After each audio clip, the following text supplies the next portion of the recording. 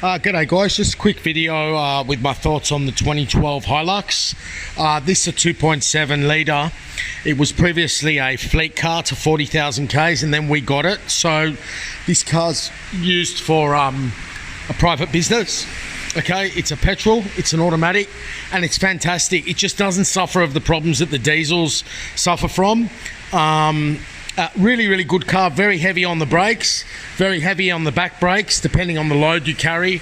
And you want to go genuine if you can for this, especially the rear brakes. Right now I'm doing a petrol filter here, but it's just such a good, reliable car, like without all those issues of the diesels with the faulty engines and all of that.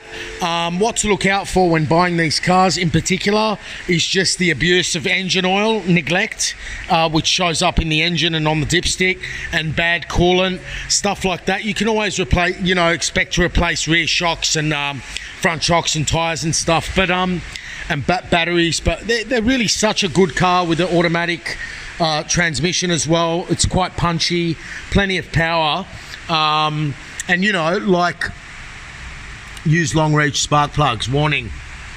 Fantastic car, what can I say? I mean, we're seeing a lot of issues already we're in the new shop now.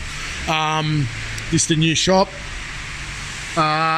We're seeing issues already with, the more modern sort of engines and transmissions, and this is old school. It's pretty much old school Hilux. So yeah, I highly recommend them, but of course be prudent. Don't just buy it because it's a Toyota.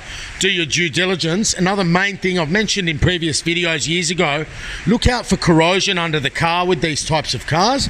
You get a lot of people going to salt water and stuff and abusing them, and the number one thing you want to make sure it hasn't got corrosion on the brake lines and on the fuel lines, on the steering rack and stuff. But otherwise, absolutely bulletproof here. We've got 187,000 Ks, no leaks, absolutely no issues. So it is truly one of the better Hiluxes that they've ever made.